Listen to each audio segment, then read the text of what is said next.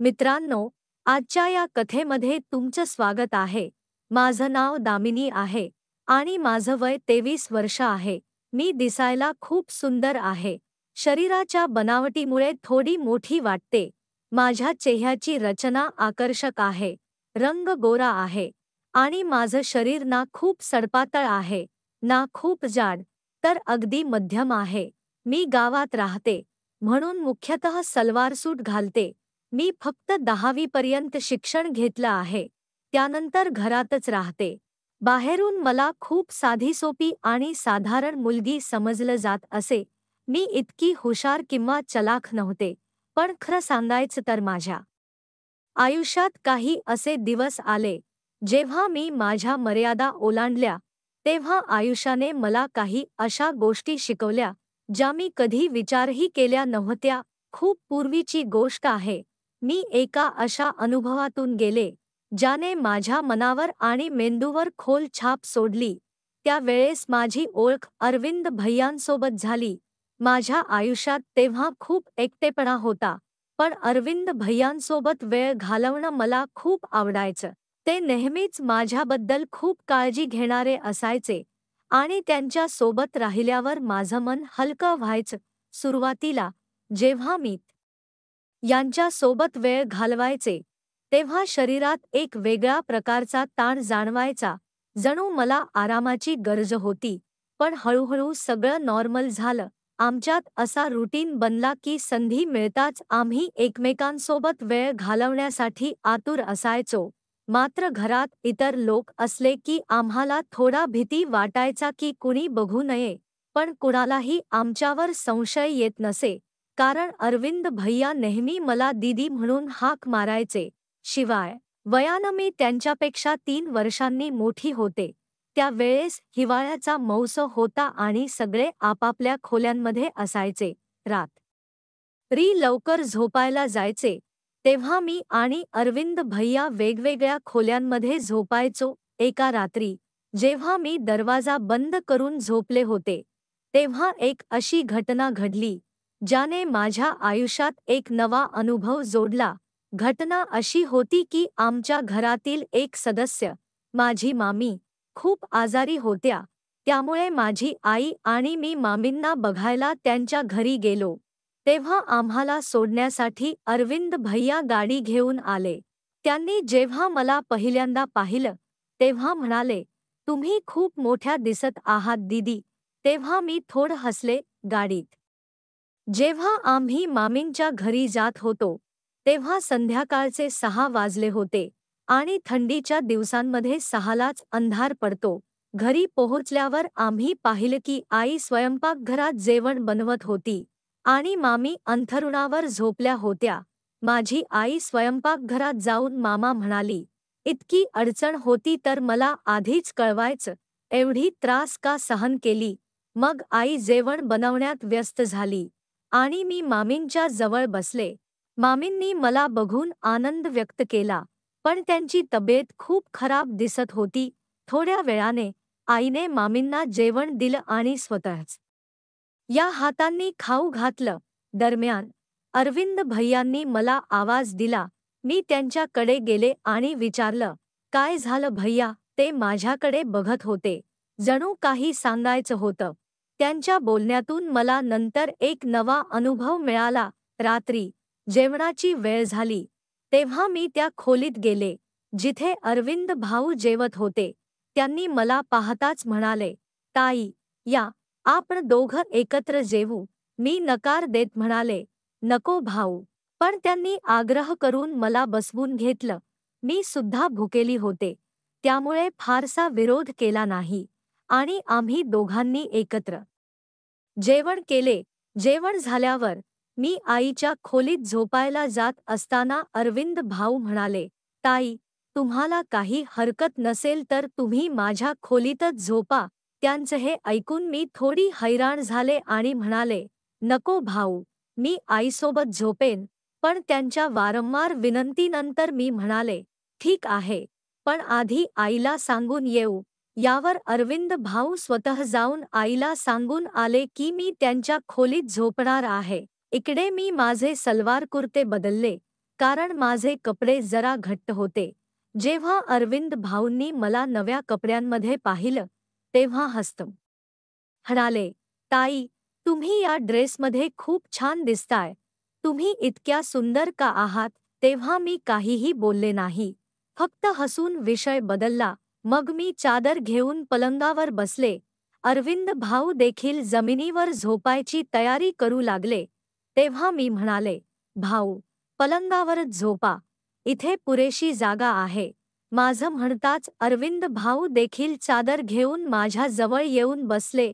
अरविंद भाऊ खूप हसवणारे आणि मजेदार व्यक्ती होते. त्यांनी मजेशीर गोष्टी सांगून मला खूप वेळ हसवलं. गप्पा मारता मारता कधी रात्रीचे 12 वाजले हे कळच नाही. आणि केव्हा मी झोपून गेले. सकाळी जेव्हा माझी झोप उघडली, तेव्हा पाहिलं की अरविंद भाऊ माझ्या केसांशी खेळत होते. मला जागं होताना पाहून ते हसत म्हणाले, "गुड मॉर्निंग ताई, कशा आहात?" मी सुद्धा हसून म्हणाले, "खूप छान भाऊ." मग आम्ही दोघं चादरखाली बसून गप्पा मारायला लागलो. तेवढ्यात आई आमच्यासाठी गरमागरम चहा घेऊन आली. सकाळ खूप थंड होती, त्यामुळे चादरमध्ये बसून चहा पिणं खूप छान वाटत होतं. अरविंद भाऊ वारंवार माझ्याकडे बघत होते. मी हसत विचारलं, "काय आहे भाऊ, असं का बघताय?" ते मजेत म्हणाले, "तुमचे डोळे खूप मोठे आणि सुंदर आहेत. खरं सांगू ताई, तुमच्या डोळ्यांकडे बघून मन आनंदी होतं." त्यावर मी गंमत करत म्हणाले, "सकाळी जेव्हा मी झोपले होते, तेव्हा काय करत होतात?" ते हलकसं हसून म्हणाले, "काही नाही ताई, तुमचे केस नीट करत होतो." अरविंद भाऊ दिसायला खूप सुंदर होते. त्यांच्या चेहऱ्यावर अजून दाढीमिशा आल्या नव्हत्या आणि चेहरा खूप स्वच्छ होता. माझ्या तुलनेत त्यांची उंची थोडी कमी होती, पण त्यांच्या काही हालचाली मला कधी-कधी आश्चर्यचकित करायच्या. सकाळची वेळ थोडी व्यस्त होती. आई घरातल्या कामांमध्ये व्यस्त होती आणि मामा कामावर जाण्यासाठी तयार होत होते. तेव्हा मीही आईची मदत करू लागले. एवढ्यात मामा जेवण पॅक करून कामावर गेले. माझी रोज सकाळी आंघोळ करण्याची सवय होती, त्यामुळे रोजच्या प्रमाणे मी आंघोळीसाठी बाथरूमकडे गेले. मला माहीत नव्हतं की त्याच वेळी अरविंद भाऊ आंघोळ करत होते. जसं मी बाथरूमचं दार उघडलं, तसं मी लाजून लाल झाले आणि वेगाने माझ्या खोलीत पळून गेले. अरविंद भाऊ त्यावेळी आंघोळ करत होते.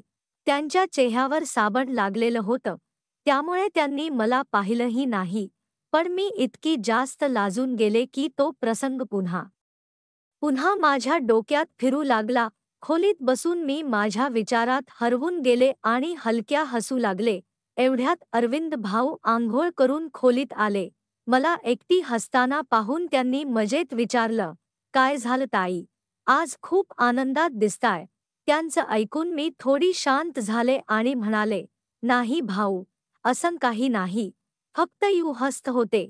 अरविंद भाऊ मोबाईल चालवत जवळ येऊन बसले आणि म्हणाले, "सांग ना ताई, खरं खरं काय विचार करत होतीस, जे तुला इतकं हसू येत होतं?" तेव्हा मी हसून म्हणाले, "नाही भाऊ, काही विशेष नाही." पण अरविंद भाऊ ताने म्हणाले, "नाही ताई, सांग ना." नाही सांगितलंस तर मी वेगळंच काहीतरी समजेन. मग मी म्हटलं, "प्लीज भाऊ, ही गोष्ट इथेच संपवू. यात विचार करण्यासारखं काही नाही." मग मी पटकन उठून आंघोळीला गेले. आंघोळीनंतर जेव्हा मी खोलीत परत आले, तेव्हा मजेत मी थोडं पाणी अरविंद भाऊंच्या दिशेने उडवलं. हे पाहून अरविंद भाऊ अचानक उठून उभे राहिले आणि माझे केस पकडून मला पलंगावर बसवलं. त्यांचा हा स्वभाव पाहून मला राग आला. मी रागाने म्हटलं, "हे काय करताय भाऊ?" आणि रागात त्यांचा हात झटकून दिला. यानंतर अरविंद भाऊ काहीही बोलता शांतपणे खोलीबाहेर गेले. त्यांचा हा वागणूक पाहून मीही आश्चर्यचकित झाले. मला स्वतःवर खूप पश्चाताप झाला की कदाचित मला असं करायला नको होतं. मग मी लवकर माझे केस नीट करून आईकडे गेले. आई मामांचा सांभाळ करत होती. त्यांना औषधं देत होती आणि जेवण तयार करत होती. तेव्हा मामी म्हणाली, "जाऊन अरविंदला बोलाव, त्याला गरमागरम जेवण खाऊन घे असं सांग, नाहीतर थंड होईल. मला माहीत होतं की अरविंद भाऊ माझ्यावर रागावले आहेत. जेव्हा मी त्यांना बोलावायला गेले, तेव्हा पाहिलं की ते छपरावर फोन पाहत बसले होते. मी आवाज दिला, भाऊ, खाली या, आई बोलावत आहे, जेवण करा. पण त्यांनी काहीच उत्तर दिलं नाही. मग मी अजून जवळ जाऊन म्हणाले, प्लीज भाऊ, माझ्यावर रागवू नका. माझी चूक झाली आहे. मी माफी मागते. तरीही त्यांनी माझ्याकडे पाहता फोन पाहत राहिले. मी त्यांच्या हाताला धरून म्हणाले, भाऊ, चूक फक्त माझी नाही. तुम्हीही तर माझे केस खेचले होते. त्यामुळे मला राग आला होता. आता एवढा राग धरू नका. माझ्या डोळ्यात पाणी आलं आणि रडत म्हणाले, भाऊ, प्लीज एवढं राग करू नका. जर माझी चूक असेल तर मला एक नाही, दोन चपराक मारा, पण असं शांत राहू नका. माझं रडणं पाहून अरविंद भाऊंचा राग थोडा शांत झाला. ते हळूच म्हणाले, ठीक आहे, ठीक आहे, रडू नकोस. पण तुला माझ्यावर हात उचलायला नको होतं. असो, सोडून दे, चल जेवण करूया. तेव्हा मी म्हणाले, पहिल्यांदा हे तरी सांगा की तुम्ही मला माफ केलंय. ते हसून म्हणाले, अरे, खूप झालं आता, गप्प बस, नाहीतर मला आणखी माफी मागावी लागेल. मग आम्ही दोघं खाली गेलो आणि जेवायला बसलो. आई आणि मामी आधीच जेवून झाल्या होत्या. आई स्वयंपाकघराचं काम आटोपत होती. जेवणानंतर मी मामीजवळ बसले आणि त्यांच्यासोबत बोलू लागले. मामीच्या तब्येतीची चौकशी करू लागले. इतक्यात आई म्हणाली, आम्ही दोघं शेजारच्या घरात भेटायला जातोय. तू आणि अरविंद इथेच राहा. मी अरविंदला सांगितलं की कुठे बाहेर जाऊ नकोस. आम्ही लवकर परत येतो. मग आई आणि मामा बाहेर गेले आणि मी मामीचं खोली साफ करू लागले. एवढ्यात अरविंद भाऊ मस्ती करत आत आले. मी त्यांना म्हटलं, भाऊ, प्लीज माझ्यासाठी काहीतरी आणा. त्यांनी हसून विचारलं, बोल ना दीदी, काय हवंय? मी म्हणाले, माझ्यासाठी चॉकलेट आणा, मला खूप आवडतं. अरविंद भाऊ हसत म्हणाले, ठीक आहे, तू खोली साफ कर, मी चॉकलेट घेऊन येतो. अरविंद भाऊ चॉकलेट आणायला गेले आणि मी खोली साफ करायला सुरुवात केली. जेव्हा मी मामीची कपाट उघडलं, तेव्हा तिथं मेकअपचं सामान होतं. मला सजण्याचा खूप शौक होता, म्हणून मी मामीचं मेकअप सामान वापरायला सुरुवात केली. त्यानंतर मामीचे झुमके आणि दागिने घातले आणि कपाटातून लाल साडी काढली. जेव्हा अरविंद भाऊ चॉकलेट घेऊन परत आले, तेव्हा मी पूर्णपणे नवीन नवरीसारखी तयार झाले होते. मी केस मोकळे ठेवले होते, लिपस्टिक लावली होती आणि हातात बांगड्या घातल्या होत्या. जेव्हा ते खोलीत आले, त्यांनी मला पाहून आश्चर्याने म्हटलं, दीदी, तुम्ही तर अप्रतिम दिसताय. मी त्यांच्याकडून चॉकलेट घेतलं आणि पलंगावर बसून खायला लागले. अरविंद भाऊही जवळ बसले. त्यांची नजर माझ्यावरून हलतच नव्हती. तेव्हा मी म्हणाले, भाऊ, इतकं काय पाहताय? मला विचित्र वाटतंय. अरविंद भाऊ हसून म्हणाले, काय करू दीदी, तुमच्याकडून नजर हलतच नाही. तुम्ही साडीत इतक्या सुंदर दिसताय, जसं एखादी परी. मग ते मजेत म्हणाले, मनात येतंय की तुम्हाला माझी बायको करून घ्यावं. मी त्यावेळी त्यांच्या मनात काय चाललं होतं हे समजू शकत होते, पण मी हलक्या हस्त विषय बदलला. मी मजेत म्हटलं, तर मग थांबताय कशाला? सांगा, मला पत्नी करून काय करणार? अरविंद भाऊ थोडं हसून म्हणाले, रहू दे दीदी, मला माहीत आहे, तुम्ही मुद्दाम हे विचारताय. मग मी म्हणाले, तर मग तुम्हाला तुमच्या दीदीचा फायदा घ्यायचा आहे का?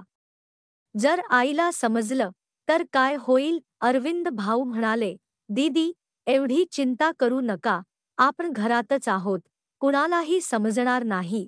तुम्ही फक्त एकदा हो म्हणा, मी सगळं सांभाळून घेईन. अरविंद हस्त म्हणाले. मी मिश्किलपणे विचारलं, तर आधी हे सांगा, तुम्ही हे साडी पाहून म्हणताय की आधीपासूनच असं विचार करत होतात? अरविंद हसून म्हणाले, खरं सांगायचं तर तुम्ही इथं आलात तेव्हापासूनच असं वाटतंय. जर तुम्ही हो म्हणालात तर सगळं सोपं होईल. मी मजेत म्हणाले, ठीक आहे, जेव्हा तुम्ही म्हणाल, मी तुमचं ऐकेन, पण तुम्हाला तुमची जबाबदारी नीट पार पाडावी लागेल.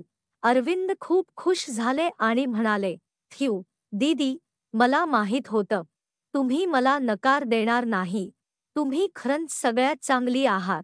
मी म्हणाले, थांबा, एवढं कौतुक करण्याची गरज नाही.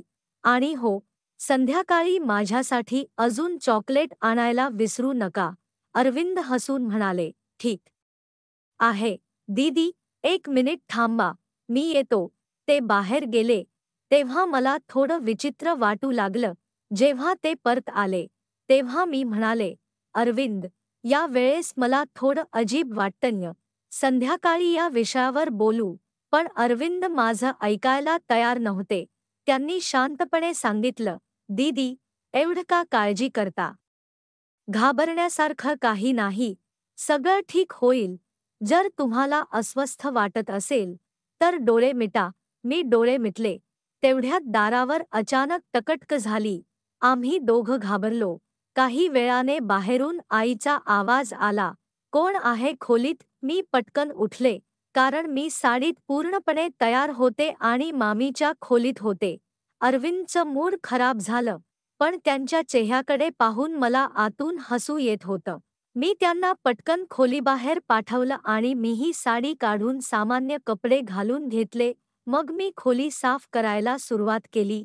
दरम्यान आईने मामीला व्हरांड्यात बसवलं आणि स्वयंपाकघरात जाऊन चहा बनवायला लागली.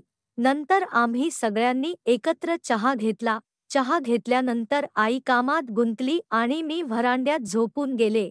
वेळ घालवण्यासाठी मी आईची मदत करायला लागले. थोड्या वेळाने पाहिलं, तर अरविंद कुठेच दिसत नव्हते. जेव्हा त्यांना शोधायला गेले, तेव्हा पाहिलं, ते बाथरूममधून बाहेर येऊन हात धुत होते. त्यांच्या चेहऱ्यावरून दिसत होतं की त्यांचं मूड अजूनही ठीक नव्हतं. मी हसून विचारलं, काय झालं, भाऊ? एवढे उदास का? अरविंद हसत म्हणाले, जर तुम्ही माझ्या जागी असतात, तर तुम्हीही असंच केलं असतं. तुम्ही मुलगी आहात, म्हणून एवढं बोलू शकताय. मी मिश्किलपणे म्हणाले, ठीक आहे, भाऊ, थोडं वाट पहा. रात्री झाल्यावर कोणी डिस्टर्ब करणार नाही. अरविंद म्हणाले, दीदी, समस्या याच रात्रीच्या वाट पाहण्यामध्ये आहे. प्रत्येक मिनिट तासासारखा वाटतोय.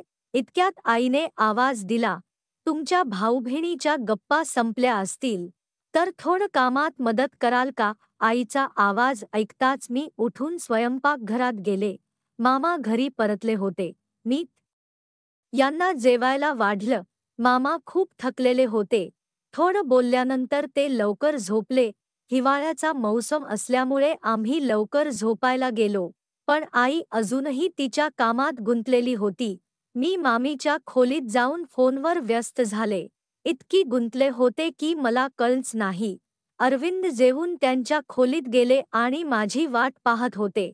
जेव्हा मी गेले नाही, तेव्हा अरविंद स्वतः मला बोलवायला आले. खोलीत येऊन अरविंद म्हणाले, दीदी, चला, मी तुमची खूप वेळपासून वाट पाहतोय.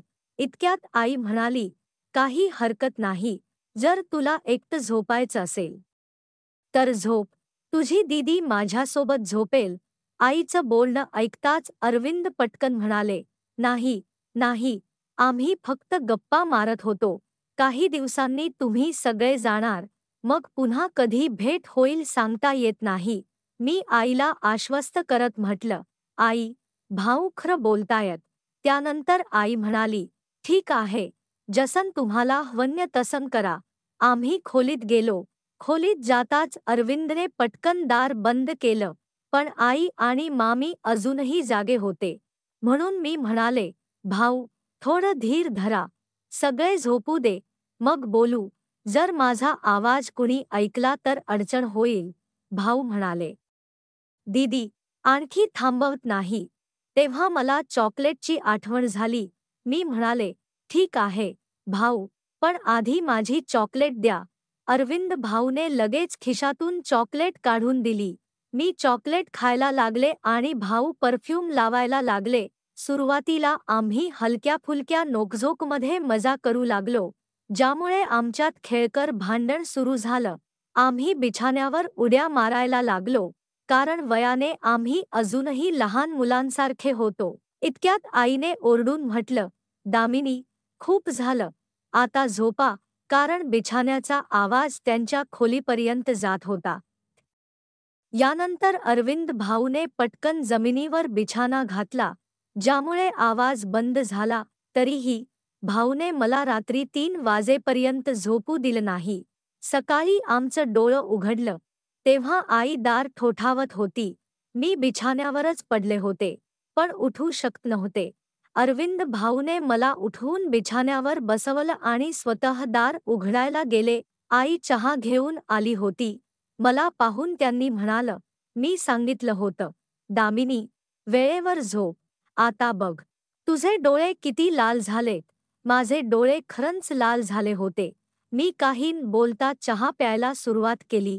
इतकंच नाही तर मी तोंडही धुतलं नाही, कारण पूर्ण शरीर वेदनेने थकून गेलं होतं. आई चहा ठेवून निघून गेली. अरविंद भाऊ खोलीत आले. तेव्हा मी रागाने म्हणाले, भाऊ, मी तर म्हटलं होतं, थोड्या वेळासाठी, पण तुम्ही माझं ऐकलं नाही. आता बघा, माझं शरीर किती थकलेलं आहे. मी नीट उभीही राहू शकत नाही. जर आईने विचारलं तर काय सांगू? भाऊ पटकन म्हणाले, दीदी, काळजी करू नका. मी मेडिकल स्टोअरमधून औषधं घेऊन येतो. त्यानंतर तुमचं शरीर ठीक होईल. त्याच्यानंतर मी सलग 4-5 दिवस भाऊला जवळ येऊ दिलं नाही, पण त्याने त्यांचा उत्साह कमी झाला नाही. ते दररोज माझ्याभोवती फिरत राहिले, नियमितपणे चॉकलेट आणत राहिले आणि माझे सगळे काम हस्तस्थ करत राहिले. हळूहळू मीही याचा आनंद घ्यायला लागले. कधीकधी त्यांच्याकडून पायाचा दुखणं कमी करण्यासाठी मसाज करून घेतले, कधी डोक्याची मालिश करून घेतली. मस्तीमजेमध्ये हलकनशी थपड मारत असे आणि दिवसभर त्यांच्या फोनवर सिरियल पाहत असे. 4-5 दिवसांनी भाऊचं वागणं थोडं बदललं, म्हणून मी त्यांना फारस काही म्हटलं नाही. एका दिवशी दुपारी जेव्हा आम्ही घरी एकटे होतो, तेव्हा आम्ही खूप मजा केली. त्या दिवशी घरी कोणीच नव्हतं. अरविंद भाऊने पूर्ण दिवस मला कुठे बसू दिलं नाही आणि नेहमी जवळ ठेवलं. त्या घटनेनंतर मी आणि भाऊ पुन्हा सामान्य झालो. जेव्हा त्यांच्या मनात येई, तेव्हा ते मला खोलीत बोलवत आणि आता मीही याची सवय लावून घेतली होती. आम्ही त्या दिवसांचा भरपूर आनंद घेतला, पण जीवनात प्रत्येक चांगल्या क्षणानंतर वाईट क्षण येतो आणि हा वाईट क्षणही भाऊमुळेच आला. खरं तर 20 दिवसांनंतर आम्हाला गावाला परतायचं होतं, कारण मामी आता बरी झाल्या होत्या आणि आम्ही तिथे खूप दिवस झाले होतो. तेव्हा आईने अचानक परतीचा निर्णय घेतला आणि पप्पांना काहीही सांगितलं नाही. जेव्हा मी आणि भाऊने हे ऐकलं, तेव्हा आम्हाला खूप वाईट वाटलं. भाऊ म्हणाले, दीदी, जाण्यापूर्वी शेवटचा वेळ थोडा द्या. कोण जाणे, पुन्हा कधी भेट होईल. आतून मीही तयार होते, पण त्या दिवशी घरात सगळेच लोक होते. इतकंच नाही तर आईही आज घरीच होत्या. तेव्हा मामांनी आईला म्हटलं, दीदी, आज थांबा, मी उद्या तुम्हाला बस स्टँडवर सोडतो. हे ऐकून मला थोडी आनंद झाला, कारण आमच्याकडे अजून एक रात्र होती. शेवटी आईने मान्य केलं. मग आम्ही रात्रीची आतुरतेने वाट पाहत होतो. रात्री झाली तेव्हा आम्ही पटकन जेवण करून खोलीत गेलो. आम्ही इतके सावध झालो होतो की दरवाजाही नीट बंद केला नाही. पण थोड्याच वेळात अचानक आईने येऊन आम्हाला अशा परिस्थितीत पाहिलं. मी भीतीने थरथर कापायला लागले आणि लगेच बाजूला झाले. मामा खूप रागावले होते, पण त्यांनी संयम ठेवला आणि पूर्ण परिस्थिती सांभाळली. त्यांनी आम्हाला रागावण्याऐवजी आमच्या चुका समजावल्या. त्या दिवशी मला एक मोठा धडा मिळाला. आईच्या प्रेमाने आणि सहकार्याने आम्ही परिस्थिती सांभाळली. त्यानंतर मी माझ्या चुका मान्य करून खूप काही शिकले. मी ठरवलं की कधीही असं काही करणार नाही, ज्यामुळे माझ्या कुटुंबाला लाजिरवाणं व्हावं. आपल्या आयुष्यात चुका होऊ शकतात, पण त्यातून शिकणं सर्वात महत्त्वाचं आहे. जर तुमच्या आयुष्यात कधी अशी परिस्थिती आली, तर ती सांभाळण्याचा प्रयत्न करा आणि कुटुंबासोबत नेहमी स्पष्टपणे बोला. ही गोष्ट आपल्याला शिकवते की कोणत्याही नात्यात मर्यादा असणं खूप महत्त्वाचं आहे. अत्याधिक जवळीक कधीकधी गैरसमज निर्माण करू शकते. आपल्याला नेहमी स्वतःच्या आणि इतरांच्या सुसंवादाला प्राधान्य द्यायला हवं. कुटुंबातील वातावरण आणि नात्यांचा सन्मान करणं अत्यंत गरजेचं आहे. आपल्या कृतींमुळे कुटुंबातील कोणत्याही व्यक्तीला लाज वाटू नये, हे आपल्याला सुनिश्चित करायला हवं. माणसाकडून चुका होऊ शकतात, पण त्या चुका मान्य करून त्यातून योग्य निर्णय घेणं म्हणजे परिपक्वतेचं लक्षण आहे. कोणत्याही परिस्थितीत सतर्क राहणं आवश्यक आहे. दरवाजा बंधन करण्याची घटना ही एक छोटीशी चूक होती, पण तिने मोठी समस्या निर्माण केली. हे समजतं की छोट्या छोट्या गोष्टींतही सावधगिरी बाळगणं गरजेचं आहे, कारण त्याचा आयुष्यावर मोठा परिणाम होऊ शकतो. तर मित्रांनो, ही होती आमची आजची गोष्ट. जर तुम्हाला ही गोष्ट आवडली असेल, तर लाईक करा आणि आपल्या मित्रांसोबत शेअर करा. आणखी अशाच रोमांचक गोष्टींसाठी आमच्या चॅनलला सबस्क्राईब करा आणि बेल आयकॉन दाबायला विसरू नका, जेणेकरून तुम्ही आमची कोणतीही गोष्ट चुकवू नका. धन्यवाद.